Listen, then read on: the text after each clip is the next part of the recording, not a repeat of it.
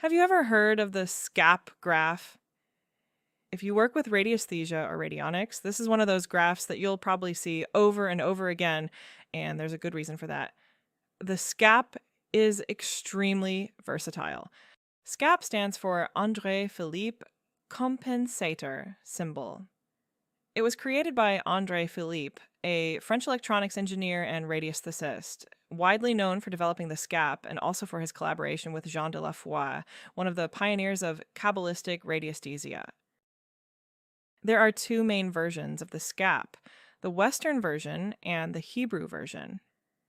In this video, we're going to focus on the Hebrew SCAP, which some people also call the Kabbalistic SCAP.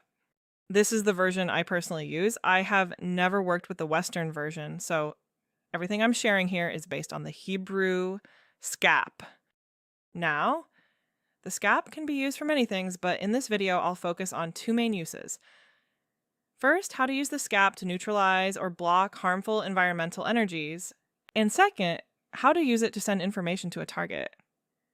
To exemplify, the information I will send is align chakras. So let's start with the first one. Using the SCAP to neutralize harmful energies. One of the most common uses of the SCAP is to block or neutralize negative energy coming from different sources.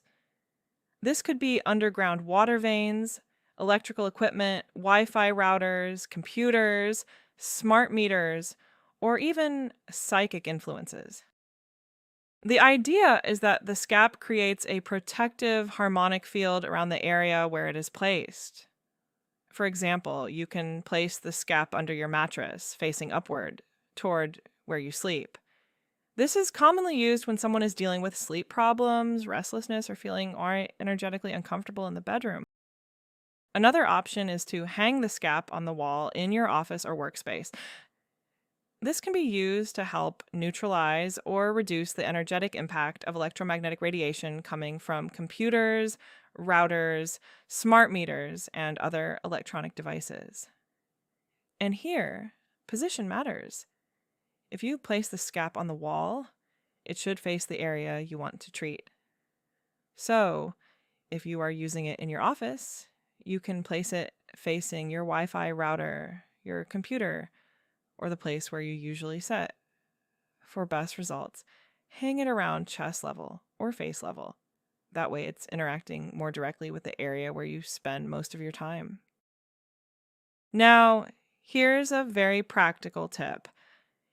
If you do your radiesthesia or radionics work on the same desk where you keep your computer, you can use the SCAP to protect yourself and your dowsing work from interference caused by electronics.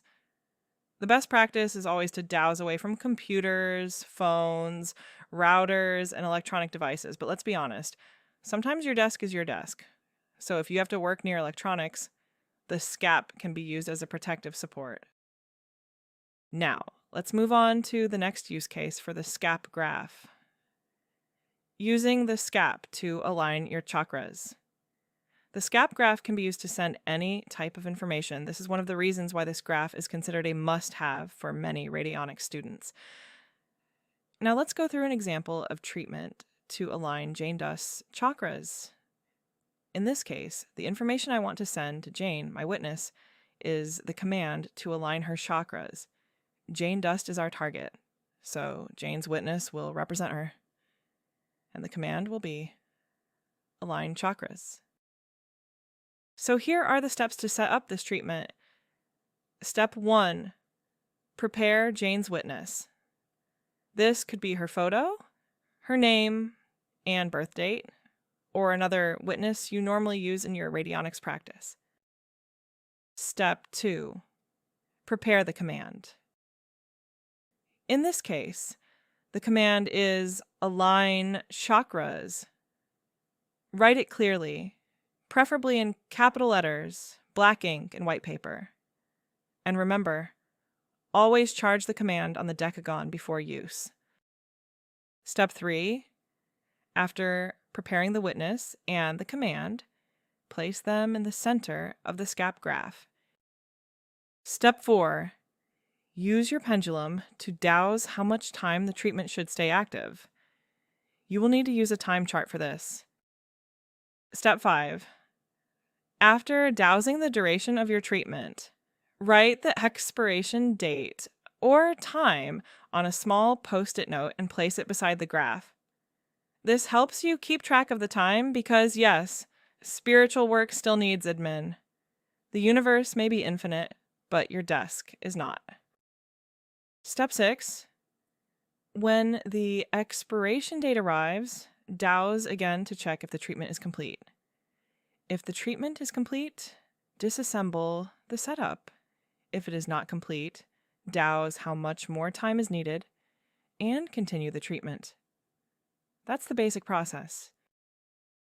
If you are just starting out, I would say that after the decagon graph and the time chart, the SCAP is one of the first non-essential graphs I would suggest adding to your library. Important things to know about the SCAP graph. There are 2 extra things worth knowing about this graph. Usually, many radionics graphs need to be aligned with north to enhance their effect, but according to Antonio Rodrigues, a Portuguese-Brazilian radiesthesist, the SCAP is one of the few graphs that does not need to be aligned with north. That said, some people still align it with north anyway. And honestly, if that makes your practice feel more organized, there's no problem with that. Just know that traditionally, it is not considered necessary for the SCAP. Another important point, you cannot use the SCAP to cause harm, so don't waste your time trying to send harmful energy to your ex using this graph. That is not what the SCAP is for. The SCAP is used for harmonizing, neutralizing, protecting, balancing, and transmitting non-harmful information. So to recap, the SCAP graph can be used to neutralize harmful environmental energies. It can help protect your space from energetic interference. It can be placed under the mattress, on the wall, in your workspace, or near areas affected by electronics. And it can also be used to send information remotely to a target using a witness and a clear command. This is why the SCAP is such a valuable graph to have in your radiesthesia and radionics practice. It's simple, versatile, and powerful when used with clear intention. That's it for this video. If you want to learn more about radionics graphs, witnesses, commands, and how to use them in your practice, check out the other videos on this channel. Thanks for watching, and I'll see you in the next video.